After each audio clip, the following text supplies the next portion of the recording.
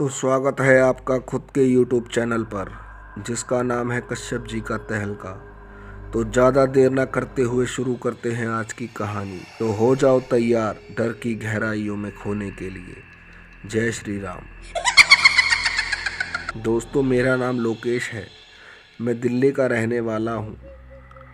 अभी मेरी उम्र 40 साल की है। लगभग 25 साल पहले मैं और मेरे दोस्त वैभव के साथ कुछ ऐसा खौफनाक घटा जिसे हम आज भी याद कर लें तो डर के मारे हमारे रोंगटे खड़े हो जाते हैं। तो आप पूरी कहानी सुने। आज स्कूल में दिन काफ़ी अच्छा बीता, पर ना जाने क्यों वैभव सुबह से उदास लग रहा था। मैंने काफ़ी पूछा, पर उसने मेरी बात का कोई जवाब नहीं दिया। उस दिन मैं बस वैभव के बारे में ही सोचता रहा। सुबह उठकर मैं स्कूल जाने को तैयार हो रहा था, तभी मेरी माँ बोली, बेटा आज वैभव को अपने साथ ले आना। मैंने कह दिया, ठीक है माँ, मैं उसे ले आऊँगा। मैं स्कूल पहुँच गया, तब पता चला हमारे स्कूल से बच्चे टूर पर घूमने जा रहे हैं। आज मैंने वैभव को देखा तो उसके चेहरे पर खुशी थी। हम दोनों ने भी टूर पर जाने का फैसला कर लिया। स्कूल की छुट्टी के बाद मैं वैभव को अपने घर ले आया। मैंने अपनी माँ से कह दिया कि मैं और वैभव दोनों स्कूल की तरफ से घूमने जाएंगे। मेरी मम्मी ने हाँ कर दिया। मैं अपनी स्कूल की ड्रेस बदलकर वैभव के साथ उसके घर चला गया।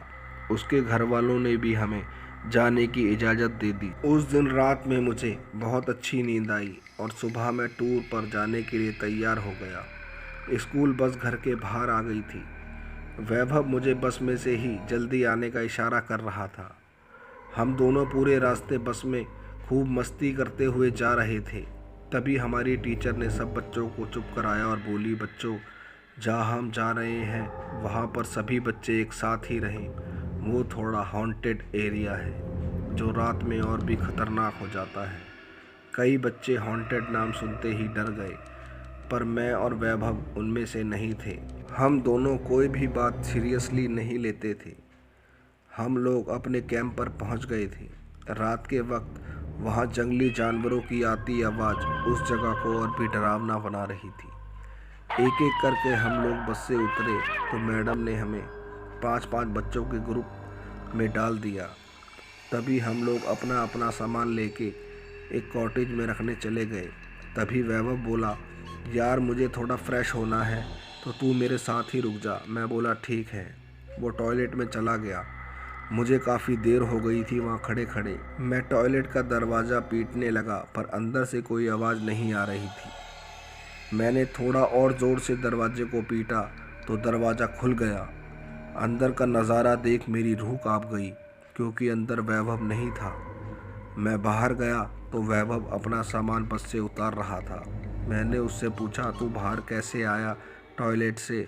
वो बोला, भाई लोकेश, पहले बस से तो बाहर आ जाऊं, तूने तो मुझे जगाया ही नहीं। मैं सोता रहा, पर एक बूढ़े बाबा ने मुझे बस में आकर जगा दिया और बोले, इस जगह अकेले मत रहो।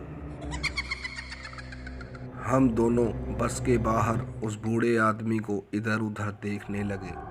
तभी वैभव बोला, चल उस तरफ कुछ आवाज़ सी आ रही है, वहाँ चल के देखते हैं। मैंने कहा, पहले सब लोगों के पास चलते हैं, क्या पता वो वहीं हों। अचानक वैभव के चेहरे पर उदासी सी छा गई। पता नहीं उसे उस बूढ़े आदमी के पास जाने की कितनी जल्दी थी, मानो उस बाबा ने उसे जैसे अपने वश में कर रखा हो। हमने अपने पूरे कैंप में उस बूढ़े आदमी को ढूंढा, पर वो नहीं मिला। गर्मी का मौसम होने के कारण हम लोग कैंप के बाहर ही सोने की तैयारी कर रहे थे। कुछ बच्चे पहले ही सो गए थे और हमारे साथ आए टीचर भी आराम कर रहे थे। मैं और वैभव बस यहाँ वहाँ की बातें करते हुए न जाने कब सो गए। अचानक मेरी नींद खुली। मैंने देखा वैभव कहीं जा रहा था। मैं भी उसके पीछे पीछे जाने लगा।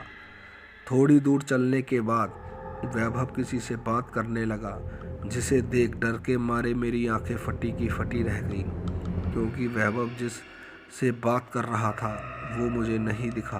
तभी वैभव बोला, अरे लोकेश, तू यहाँ है? ये बाबा तो बता रहे थे तू इस तरफ गया है। मैं कुछ ना बोल पाया।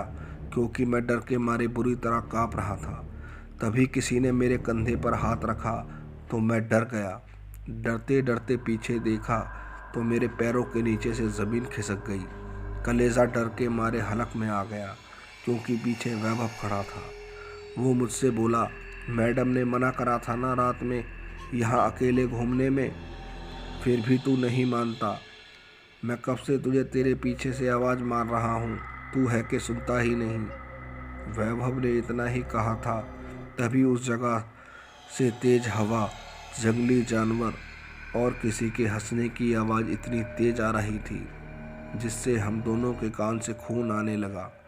हम दोनों अपने कैंप की तरफ भागने लगे। भागते हुए हमें लग रहा था हमारे पीछे न जाने कितने लोग भाग रहे हों। हम दोनों कैंप पर पहुंच गए और मैडम को अपने साथ हुई सारी घटना बताई। मैडम हम सब बच्चों को तभी के तभी वापस ले आई उस हॉन्टेड जगह से। बस दोस्तों, कहानी में इतना ही। स्टोरी अच्छी लगी हो तो प्लीज़ चैनल को लाइक करें, सब्सक्राइब करें, शेयर करें। जय श्री राम, जय हिंद, जय भारत।